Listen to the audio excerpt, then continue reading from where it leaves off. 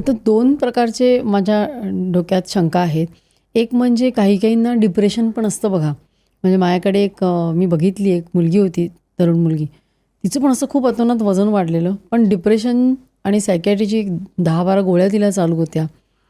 तर मग अशा वेळेला काही म्हणजे जेनेटिक आहे त्याच्यामध्ये फॅक्टर, की तिचं डिप्रेशन ट्रीट करायचं का, की तिलासुद्धा हे बेरियाट्रिक सर्जरी चालेल? हे विशियस सायकल आहे. कसं आहे की त्यांचं पहिलं डिप्रेशनचं कारण आम्हाला पहिले फाइंड आउट करावं लागतं. काही ज्या अँटी डिप्रेसंट गोळ्या आहेत त्याच्यामध्ये त्यांचा साईड इफेक्ट वजन वाढणे, कळलं ना. त्यांचं मेटाबॉलिझम जरा स्लो होतं, ते वजन वाढणे.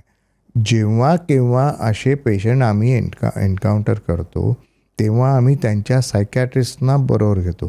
C it's a team work. It's not only surgery that can give 100% result to every patient. तसं नसतं. प्लॅन करावं लागतं. की काही लोकांना जे हार्टचे प्रॉब्लेम्स आहेत त्याच्यात कार्डिओलॉजिस्टना आम्हाला बरोबर घ्यावं लागतं, एंडोक्रायनॉलॉजिस्ट, डायटिशियन. एक अशी टीम आम्ही घेऊन चालतो.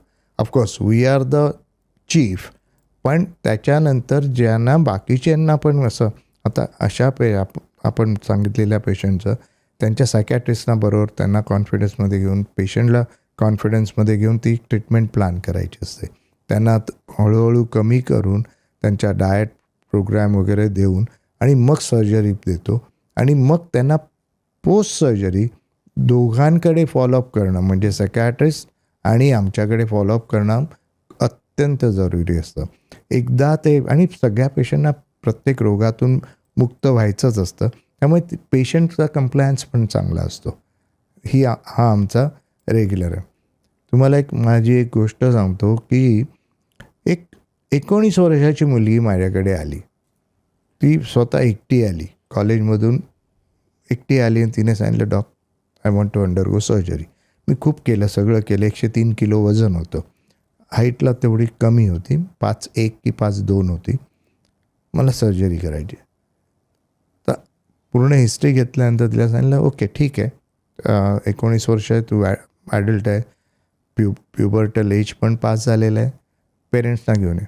पेरेंट्सना नाही आणणार मी, मला माझी करायची आणि तुम्ही माझी करून द्या. म्हटलं असं नाही चालत, पेरेंट्सना आण, पेरेंट्सबरोबर आपण मीटिंग करू आणि मग त्यानंतर करू. ठीक आहे, मी पेरेंट्सना घेऊन येईन, पण तुम्ही सर्जरी डेट फिक्स करा. तर आमच्या बिझी स्केड्यूलमध्ये सर्जरी डेट फिक्स झाली, पेशंट पण आली. तिचे वडील, आई वडील दोघंही आले भेटायला. आदल्या दिवशी आले, डॉक्टर प्लीज सर्जरी नका करू, डॉक्टर पाया पडतो तुमच्या सर्जरी. मी म्हटलं ठीक आहे, पण हा तिचा निर्णय आहे, तिला आपण बरोबर घेऊन बोलूया. तिने ऑपरेशनच्या दिवशी तिने सांगितलं ऑपरेशन थिएटरमध्ये की डॉक्टर तुम्ही जर, मी ॲडल्ट आहे, माझं ओपिनियन आहे आणि मला हे पाहिजे, कारण माझ्या आईवडिलांना कळत नाही मी काय सफर करते. तुम्ही करता की नाही की मी इथून 8व्यामधलं उडी मारू. म्हणजे या लेवलला, आणि आई वडील दोघंही नुसते पाया पडतात. अशी सिच्युएशन होती. याच्यात काय करणार तुम्ही सांगा. मुलीचं, पेशंटचं ऐकायचं की आईवडिलांचं ऐकायचं.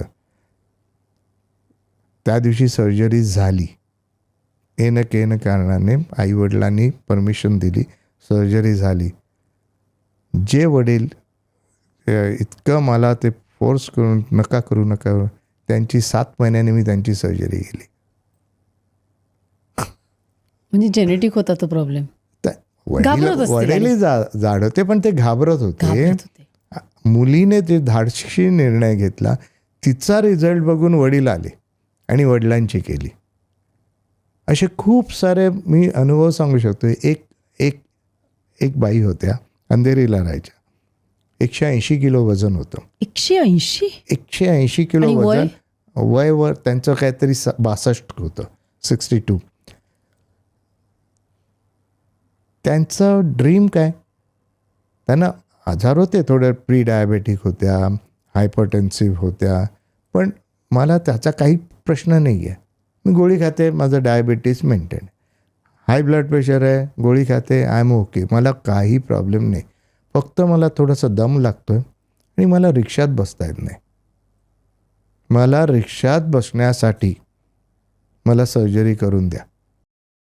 त्या बाईंचा लहान भाऊ डॉक्टर, जे हॉस्पिटलचे डॉक्टर, त्यांनी मला तिकडनं, म्हणजे ते मस्कतला प्रॅक्टिस करतात, बाईंनी त्यांना सांगितलं, त्यांनी अगदी वॉर्न केलं, खूप भांडणं झाली 2-4 दिवस वगैरे. त्यांनी एवढंही सांगितलं, तू जर सर्जरी केली मी तुझं तोंड आयुष्यभर बघणार नाही. डॉक्टर, MBBS डॉक्टर, मस्कतमध्ये प्रॅक्टिस करतात.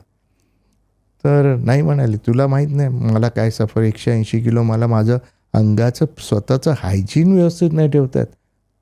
तू मला तर सोडून तू तिकडे राहतोय, मी एकटी इथे राहते.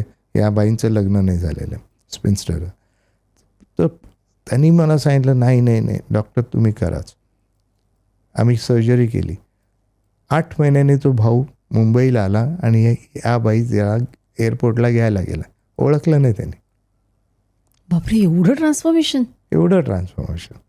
8 महिन्याने जो भाऊ एअरपोर्टला घ्यायला गेला, त्यांनी स्वतःच्या बहिणीला ओळखलं नाही. शी वॉज सो हॅपी. मग तो भाऊ स्वतःहून आला.